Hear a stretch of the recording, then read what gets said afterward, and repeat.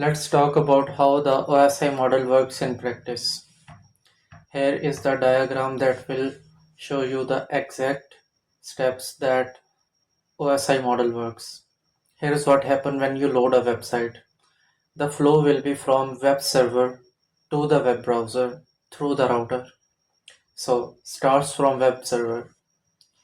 The web server uses HTTP application layer to send data. Transport layer (TCP) ensures reliable delivery of web pages. Then network layer (IP) directs packets toward your device. Ethernet or Wi-Fi data link layer transmit data over the network. Then the physical layer handles the actual signal transmission.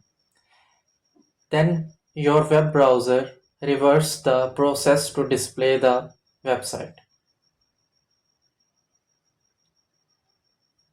So when data comes from network, it first goes to physical layer, then go to data layer, then network layer, transport layer, and then consequently it is sent to application layer to the user space.